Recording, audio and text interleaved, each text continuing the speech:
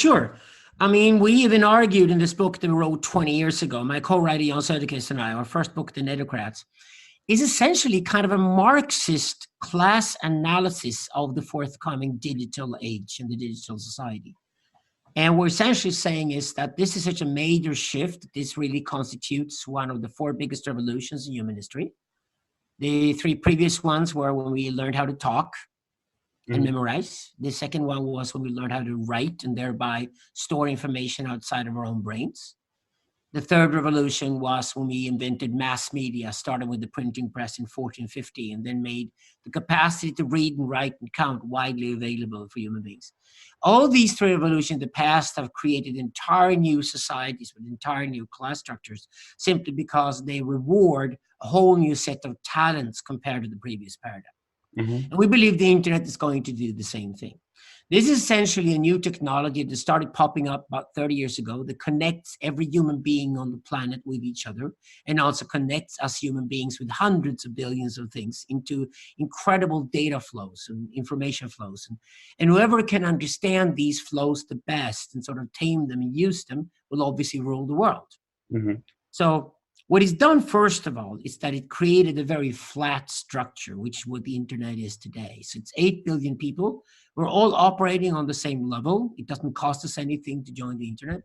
But when we're then operating in this environment, we behave very differently. And it turns out some of us are socially much more successful than others. And I would say if you want to look at the formula of the Netocrats that we wrote 20 years ago, if you look in hindsight at what would be a winning formula to be a powerful person in the internet society, that would be to create the platform on which other people can dance. It's not about self-enhancement. It's not about selling yourself at all. Actually, the most vulgar thing we could think of today is somebody who constantly talks about themselves to promote their own agenda all the time. We call that spam, and we throw it in the spam box for a good reason, because it's not very useful.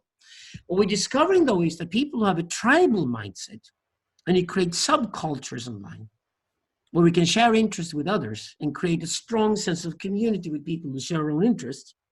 These subcultures are a kind of a new families or a new way of being tribal and finding connections with other people. And these subcultures are what is resilient online. They're the ones that survive and stay the course and are around after years. And you still return to these different subcultures where you share a passionate interest with other people. And for example, I've studied the Burning Man movement. And it created participatory culture in America. And now that festival in turn became, the inspiration to over 200 different other major cultural phenomena around the world called burns. And none of them makes money. Nobody makes money out of participating in these things. It's more a spiritual journey you're on when you're joining a burn or immerse yourself in burner culture, and you co-create everything. You co-create art essentially with other people. Without an owner, without a producer, without a consumer, we're really co-creating everything that has value to us. And once you've taken part in that kind of experience, you can't really go and buy a ticket to a Coldplay concert ever again, because it's just too fucking passive, right? Exactly. You don't want to stand there and celebrate some fucking idol on the stage and pay huge amounts of money for the pleasure of doing that. No, you want to participate in everything you do. So there's a deeply human tribal thing about us wanting to participate in the things we do. So this requires a whole new way of looking at the world. And this system we call attentionalism. And attentionalism, we call it because the most powerful thing that has stepped out of the internet the past 20 years are the algorithms. And they're going to get more and more powerful as they get better and more truthful. Now, if you have a corrupt algorithm where somebody's paid their way up the algorithm, you're not going to trust it ever again, because it's basically been polluted. It's corrupted.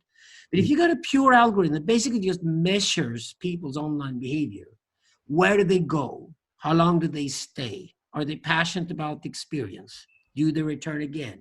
Do they recommend it to their friends? Do they give it good grades? Do they use the different functions that are provided for them when they find something online? Okay, all those things are measured with the current algorithms. So the algorithms are like a guide to guide us through the chaos that is the result of 8 billion people being in a flat structure together. And what we have to do as human beings now is to complement that. So I think the algorithm is a good inspiration for who you want to be online. So if you look at what the algorithm, the kind of value it provides people with, it gives people the proper attention. It points you to, no, this is where people go to find the quality out of something they're looking at. So you fill in the word in the search engine, and the algorithm points you to who is the best guy in the world or the best group of people in the world to provide value that is connected to this term.